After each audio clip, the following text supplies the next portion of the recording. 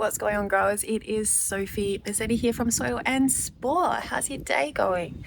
Today I am very excited because we are starting to prep some of these garden beds.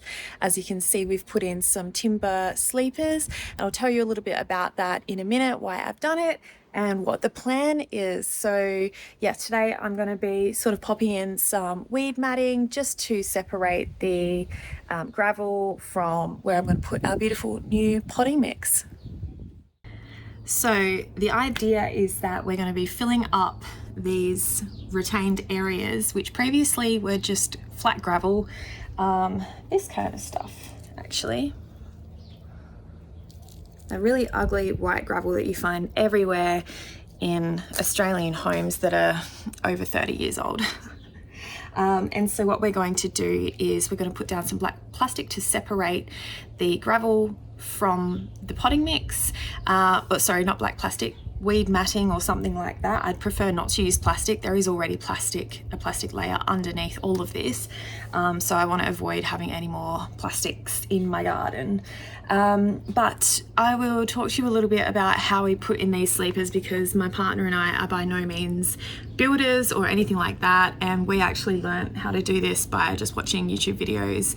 But there are a few things that I wish we knew before we started doing this. So let me get into that. So first of all, one of the most common ways to secure your sleepers into the ground is to use a post that is concreted in, and then you drill the post to the plank of wood that you've got or the retainer that you've chosen, and it stays in there nice and solid. Now, because we have gravel and we're not sure how deep it goes and there's concrete here, it was really difficult for us because we weren't sure if we would be able to actually dig out that amount of space to put in concrete. Plus, concrete is very expensive. So we went and got these little brackets. Okay, so there's corner brackets, there's flat brackets. Here's another one here.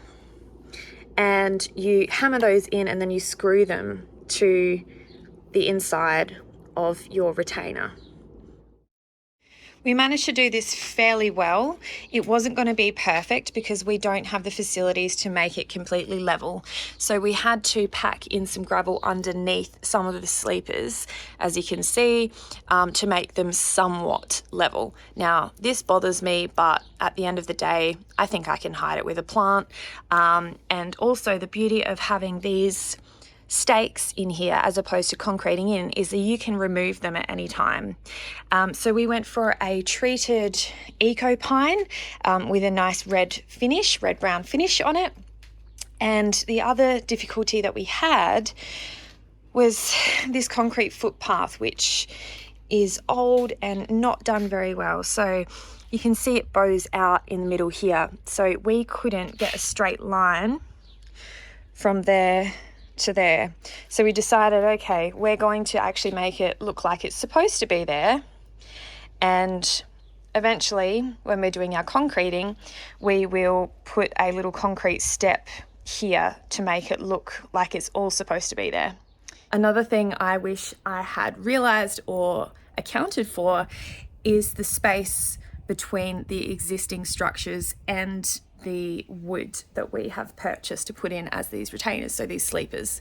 So let me show you what I mean. So as you can see, we've got our garden beds that line along this section. There's a compost section between the garden beds, and what I wanted to do was put a sleeper here. But what that means is that if you don't have the right equipment, you're not going to be able to drill in these little screws. So we weren't able to actually access this area very well. So some of the screws are partly in, some of them don't have screws at all, but let me show you, it's pretty solid. I don't think it's going anywhere and we should be okay. But I'm sure there's a tool that you can use. Drop it in the comments if you know what it is, to access things on kind of a right angle there. So it would have been good to have that thing, whatever it might be. Okay, so I'm super excited. I'm going to go off to our local Bunnings and I'm going to come back. I'm going to lay down this weed matting and I'm going to level out the gravel a little bit, screed it off a little bit, and try and make it look pretty ready for our potting mix. Okay, so it's like 38 degrees outside at the moment, so I'm just going to show you what I picked up from the store. It's not weed matting.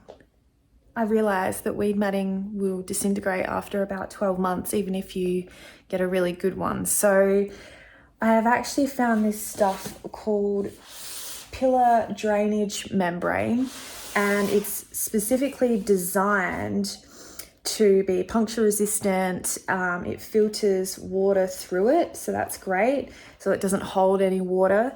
And it's also a separating barrier, which was the real reason I wanted to put something down. I wanted something to separate the gravel and the potting mix. And this is the perfect product. So I'm going to show you that, and I'm also going to show you some of the weed mat pins that I picked up as well. And these are the weed mat pins that I got. So they're like U-shaped nails that you just push into the ground, or you can hammer them in if you've got hard ground. I actually find these really useful to have anyway, because they can hold down hosing, irrigation, they can hold down trellises. They're amazing. So I love to have these, so it's worth the investment. I think they're only about $12 to $15 for a pack of 20, so it's actually pretty good value, plus they're going to last forever. Okay, so now it is time to measure out roughly. I don't really do anything too precisely. Measure out your membrane, cut it, and bang it into the floor. Make sure your gravel is level first though. Okay, so in this section here, I am going to put a root barrier as well, a vertical root barrier, because in this back stretch, can't do it, here, I'd like to plant mint. So mint's obviously a very aggressive variety, and I know it does well around this side of the house. We get a lot of shade on this side, and it requires quite a bit of moisture, so it's going to be a good spot for it.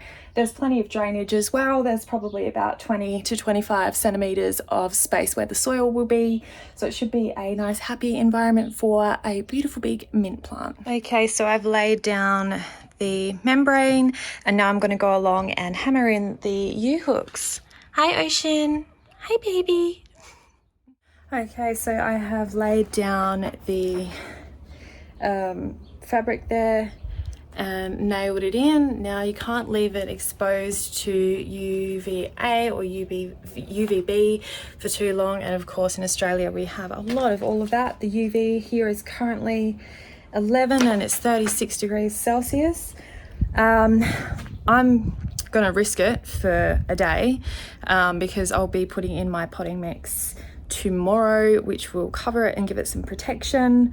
And then of course after our Berkeley compost is completed, we will mix in some of that for some added nutrients for our future resident plants.